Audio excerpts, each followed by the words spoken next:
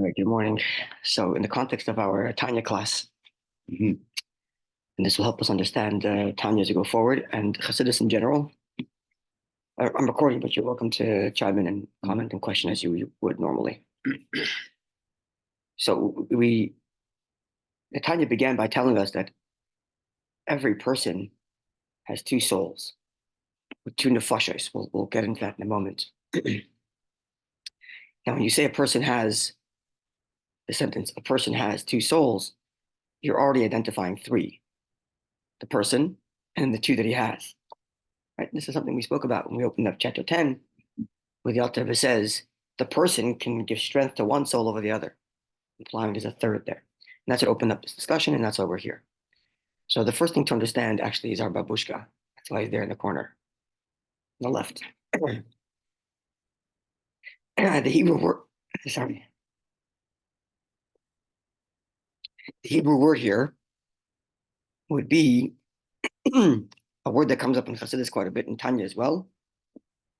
It would be hislapshus or hitlapshut, which means in clothing. But one thing is enclosed in the next.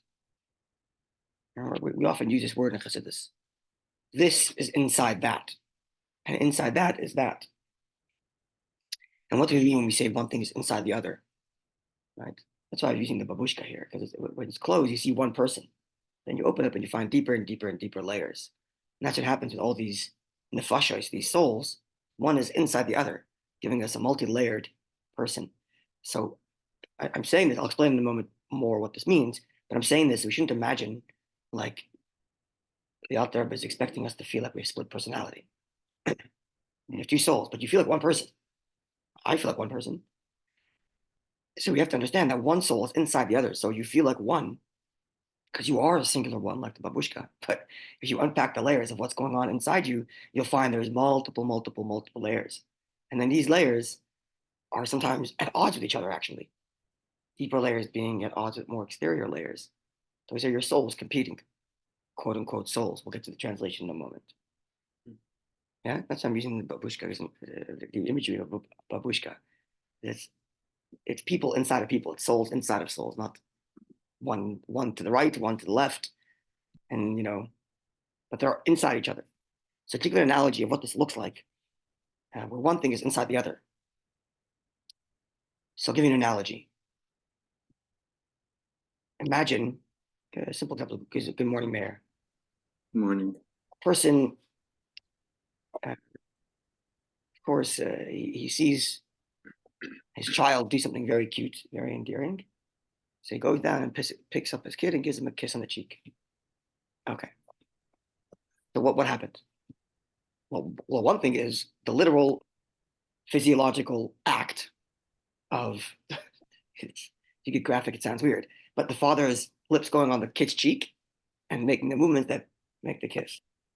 Now, anyone who's lived a little bit longer than a couple of years understands, or even actually much less than that, will understand there's something more going on than just the physical action. So what's behind it, you would say in English, or in the language of Tanya, you would say, what's inside that action? Well, the love. A father feels love for the child. So he's taken all of his love, he's put it inside the act, and then implemented the act. Yeah. But what's beyond that? Right, well, that's what happens, right? The father feels love for his child and wants to express it, so puts it into an action. Yeah. And what's beyond that? What happened now that he decided to feel that love? The kid does something cute. So now we have another layer. There's a physical act of kissing the child. There's the love that's in it. And then there's the awareness that gave birth to that feeling of love. The awareness the kid did something endearing. But that's not all. There are more layers. If my neighbor's kid did the same cute thing, I'm not going to kiss the kid. Mm-hmm. Why? It's the same awareness. Don't even ask why. No, 1 second. We should know why. Right. Not unless it's a close cousin relative. Right, but I don't even have that Desire? desire. Of course not. Well, why? The same awareness that triggered my feelings for my child is now being done by somebody else.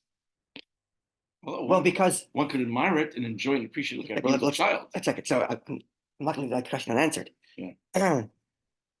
So why is it indeed that I could see the same action, the same piece of information comes to me from my child versus another child, and in one it triggers their feelings of love and makes you want to go over and kiss the kid, and the other doesn't? Well, because it's not my kid. Okay, so it's not the awareness itself that my kid is something cute that makes me love the kid. It's something more than that. Because even before I was aware of my kid's cuteness, there's the very intent, there's the essential fact that this is my child, which means there's an inherent attachment. The awareness of the kid doing something cute triggered in me the feelings I have. It brought love to the fore and made me go over to my kid and give him a kiss on the cheek. So it's 4 layers identified. If I were psychoanalysis, I'd probably find more layers. Why I found that cute, right? And why I find the way to express my love to my child is by giving the kid a kiss on the cheek and not giving him a hug or not picking him up, whatever the million layers are, right? What am I trying to demonstrate?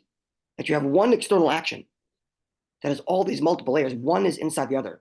It's like the babushka, right? All you're seeing, a person who never saw humans interact in his life, an alien falls in the thing. What does he see? One human kissing another human, and one human happens to be bigger than the other. That's all they see. That's all that happened. Yes, but more happened because dig deeper. There's a love. Then more happened. The kid did something cute. More happened. There's an essential. This is a parent, and the parent and the child have an essential bond. Right. So these are layers and layers of the soul of that action. Right. The Alter Rebbe is hoping to take us on a journey that will do the same thing for us when we put on tefillin. I'm putting on tefillin. So what happened? There's a leather box in my arm. Deeper than that, there's a bunch of little physical mechanisms in my arms and muscles that have to move around to make that happen. And in that, there is an understanding that there's a God that I care for, that wants to hear from me. And beyond that, there's a feeling of attachment to Hashem and layers and deeper layers that are all invested in the one action of putting on tefillin. In the same way, there's all these layers invested in one action, giving my child a kiss. The same thing is true of all of these souls. It's not like the godly souls located somewhere there, the animal soul somewhere there, the rational soul somewhere else. They're all in one singular me. I don't feel like a split personality. But when I dig deep into what motivates me and what keeps me going, I'm going to find multiple layers. And in those multiple layers, I'm going to find even contradictions. Somewhere deep down, there's a godly feeling. Somewhere else, there's rational ideas. Somewhere else, there's emotional ideas. Somewhere else, there's just survival instincts. And all those layers can sometimes be expressed in one singular action. Follow? That's the first thing to understand. So when we say this is inside of that, which is inside of that, this is what we mean. It's layers of the conscience. It's layers of my feelings. Right? In fact, there's going to be a chapter in Tanya, we recently in our daily study of Tanya, it's chapter 28, where when a person's going through a certain struggle, specifically, he's in the middle of the morning, he's in the middle of davening, and a distracting thought comes to him. Right? The person's in the middle of davening, and a distracting thought comes to him. So says the Alter Rebbe, even though you feel like one person, and it feels like the same you that is praying is the same you that has these distracting thoughts, which is why it's making you feel down. You're feeling like a loser because look at my davening, it's nothing. Every time I try to daven, these distracting thoughts come. Obviously, my davening is a waste of time. Says the Alter Rebbe, to you feels like it's layers of the same person, and therefore you're questioning yourself and your whole davening if you have these distracting thoughts. Says the Alter Rebbe, no, treat it like it's 2 different people. Because the layer that wants to daven, the godly soul is focusing, and the layer that wants to distract, the animal soul is distracting you. And don't think of it as one you, even though you feel like it's one you. Right? And that's like a tactic he uses to help you not get all bogged down by the fact that you have distracting thoughts during davening. Because there's another part of you that wants to focus. The godly soul is fully invested in focusing. It so happens to be there's another layer called animal soul that's getting in the way. Right? Okay, so that's the first thing to understand. This idea of his slapshus, where one thing is enclosed in the next. My feeling of love is enclosed in the kiss I give. The awareness is enclosed in the love. My essential bond to my child is invested in the awareness, which is invested in the love, which is invested in the kiss. And they're all there present in that one action. It's enclosed in the babushka, where it's one inside the other. Okay, not to think of them as other places. That's number one. Clear so far? Okay, let's go weiter. So we're going to start from the right, the big circle there, and we're going to go deeper. So we're starting from the outer to the deeper. So in the center on the top, I wrote Nefesh ha ... That's how it's described in Tanya. Nefesh. What's hot? The. Oh. Nefesh ha-chiyuni. Nefesh ha-tivis. Nefesh ha-bahamis. Nefesh ha-sichlis. Nefesh ha-elikis. Nefesh ha, fill whatever these 5 different options are. Mm-hmm. I translate in English as conscious that is. It's often translated as animal soul, godly soul. Well, first of all, it makes it harder for the graphics to do that because the word soul comes after the English word, not before, and it makes it easier for the English graphics if I could put the words before. But more importantly, I use the word conscious that is rather than soul. Why? So as you'll remember in chapter 1, when the Alter Rebbe first introduced the concept, he told us the following words. Please interrupt me if I'm moving too fast. He said like this: Chol ish Yisrael, every Jewish person, echad tzaddik, echad rasha, whether he's righteous or wicked, yesh shtei neshamas, has 2 souls, shehein shtei nefashos, k'diksiv neshamas ani asisi, quotes a verse, shehein shtei nefashos, 2 neshamas, which they are 2 nefashos. How do you translate neshama? Neshama is plural. Soul. How do you translate nefesh plural? Nefesh? Nefashos is plural. But how do you translate the word nefesh? You said soul also. So then what is Alter Rebbe saying? You have 2 souls, which are 2 souls, 2 neshamas that are 2 nefashos. What's the description there? You have 2 neshamas, and those 2 neshamas are 2 nefashos. What does he mean? So nefesh and neshama are different. Mm-hmm. So the Rebbe actually comments on this, and he gives 2 comments. One we're going to put aside, and the other one is like this. The word neshama, soul, describes an abstract notion that exists in the heavens. There's souls. A nefesh describes the way that soul's in a body. So a neshama describes the way it is in the abstract in heaven, detached from a body. Like the conceptual idea or of it? The spiritual entity of it. Okay. And nefesh describes as that entity is enclosed, babushka, in the body. Then it becomes a nefesh. Oh, so it's within the person. But when it goes within the person, it doesn't just change location, it changes name. It goes from neshama to nefesh. Changes description. So when you're talking about the physical person, you say nefesh. Inside of him, there's a nefesh. When you're talking about the soul, the abstraction, arises, neshama. That's right. So why the different name? It's just a different location. Mm-hmm. So perhaps this is the reason, as this comes out from the Rebbe's comment, when it's in the body, it becomes a conscience. It becomes an entity that enlivens a body. I cannot separate between my nefesh and my physical body. If you were to take my arm and yank me, you didn't yank my body. You yanked me. Who's that me that's being pulled?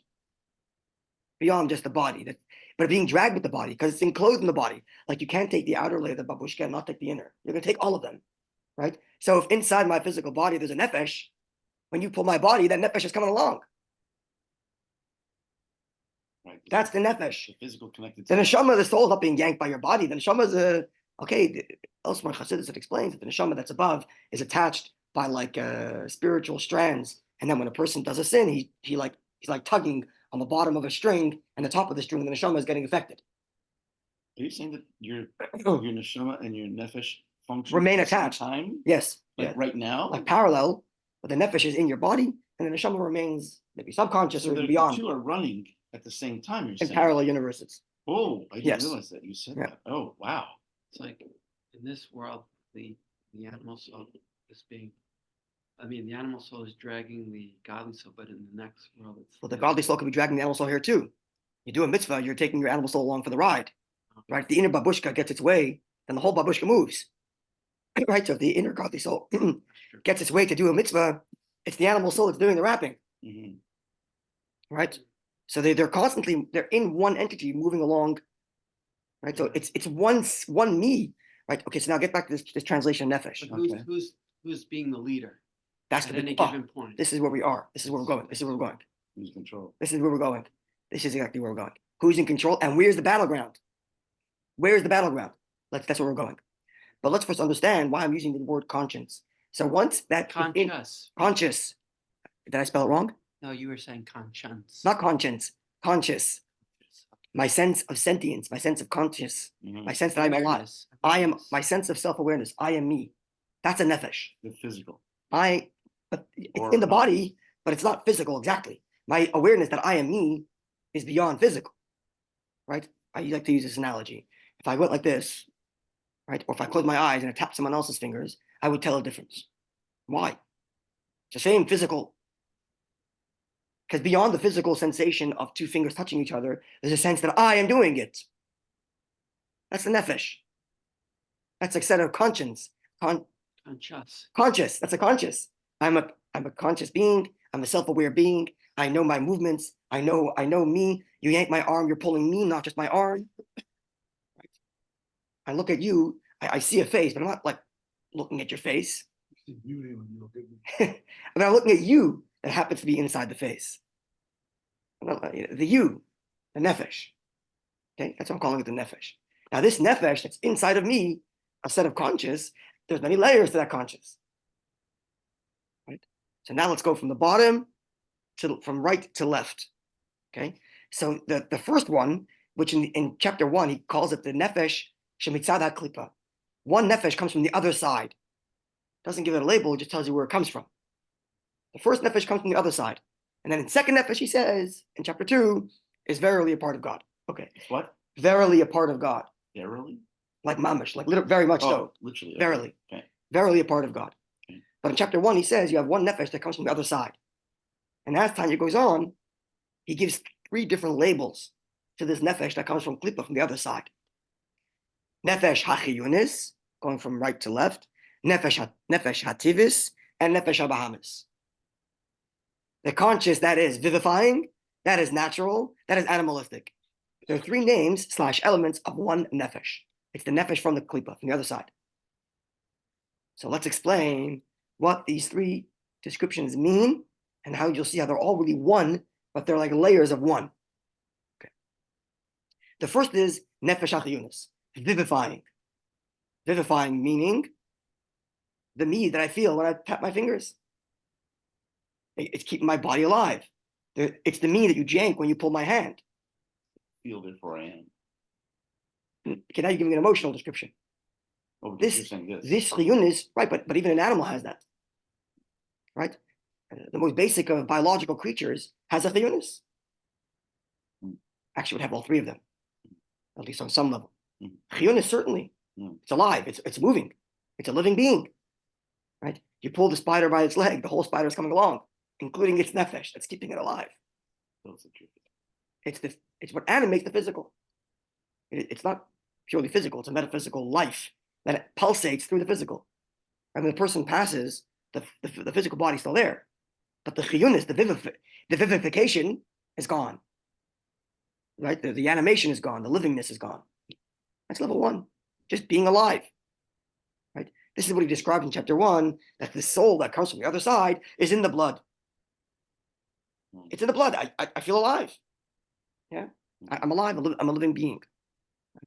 Along with that comes natural tendencies. Nefesh hativis, natural tendencies. This livingness doesn't just keep me alive and that's it, because I would die very shortly if that was it.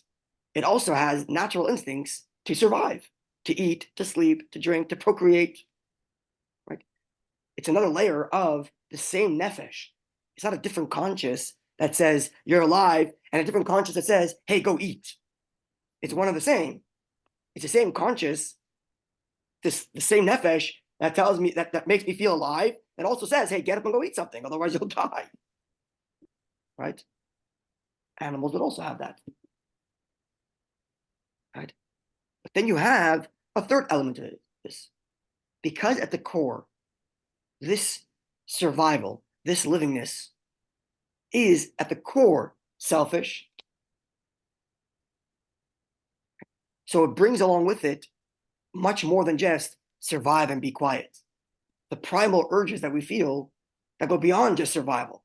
They go into the realm of, I want this, I like this. it's another layer of the same.